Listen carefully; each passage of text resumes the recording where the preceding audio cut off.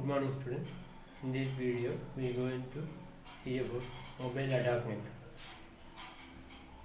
Mobile ad hoc network is the infrastructure less network. We can easily download anywhere anywhere and any place at any time. So mobile ad hoc network, here the host movement is frequent. Anyone can easily join or leave the network at any time. Topology will be changed frequently. Here not static topology, it's a dynamic topology one. Here also no cellular infrastructure and multi-hop wireless links. Data must be routed via intermediate node itself. Why ad hoc networks will be needed? So setting up a fixed access point and backbone infrastructure is not always viable. Infrastructure may not be present in a disaster area or war zones. We can't create a networks with base of access point in the war zones or disaster area. So in these areas we can create a networks without having an access point. So we can use the ad hoc networks. So infrastructure may not be practical for short range radius. Example is Bluetooth. So in ad hoc networks do not need backbone infrastructure support and easily deployed and useful when infrastructure is absent, destroyed or impractical.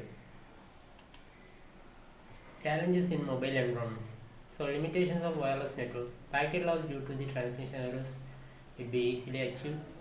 Variable capacity of links, frequent disconnections and partitions, limited communications bandwidth and broadcast nature of the communication. And limitations imposed by mobility is dynamically changing topologies and routes, lack of mobility awareness by systems and applications, and limitations of mobile computers. Short battery lifetime and limited capacities will be main challenges in the mobile environment. And what is the motivations for developing the mobile ad hoc network? Can we apply medium access method for fixed networks? Example CSMA-CD, carrier sends multiple access with collision detection. Send as soon as the medium is free. Listen to the medium if the collision occurs. Medium access problem in wireless networks are signal strength decrease proportional to the square of the distance. If the distance will be increased, the signal strength will be decreases. Sender wants apply carrier sense and collision detection, but the collisions happen at the receiver. Sender may not hear the collision, that is collision detection does not work. Carrier sense might not work if terminal is hidden.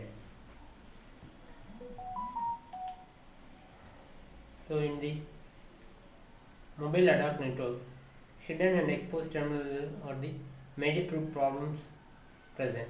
First we see about the hidden terminal problems. The below figure shows the hidden terminal problems. If A wants to send data to B and C cannot receive A's data, means A is directly send data to B. If C wants to send data to B, C sends particular medium is free. Then C also wants to communicate with B. Now collision should be occur at the terminal B. A cannot receive the collision. A is hidden for C.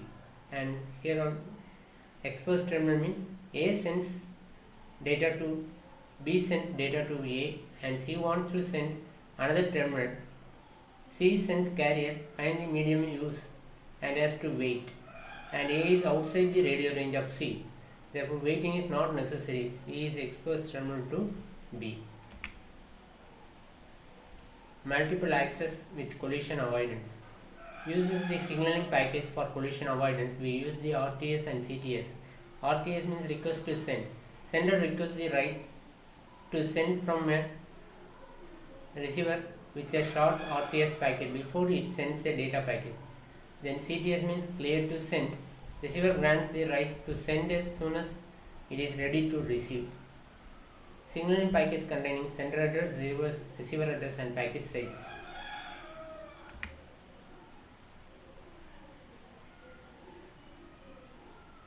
So MCA solution is avoid the problem of hidden terminals. C wants to send B, means A sent RTS first.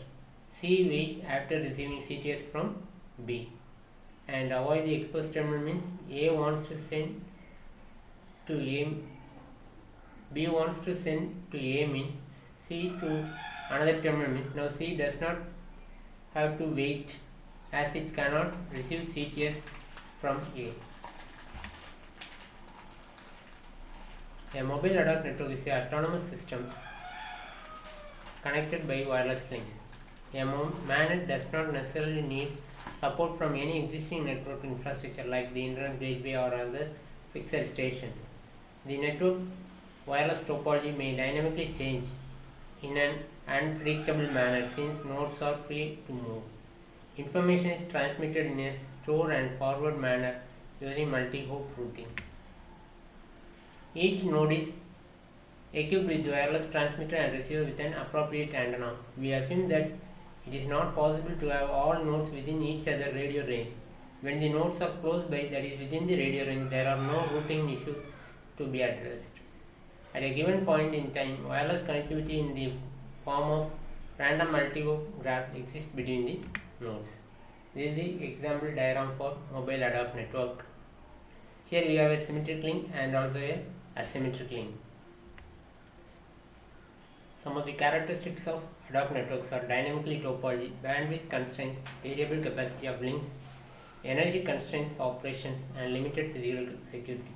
Dynamic topology means the network topology may change dynamically as the nodes are free to move, and bandwidth constraints, variable capacity link means realized throughput of wireless communication is less than the radio maximum transmission rate. Collisions occur frequently. Energy constraints operations. Some nodes in the ad hoc network may rely on batteries or other encapsulable means their energy.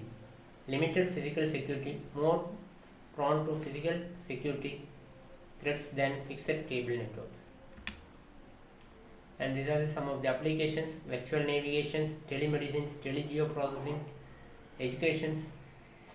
These are some of the examples of your ad hoc networks. Thank you.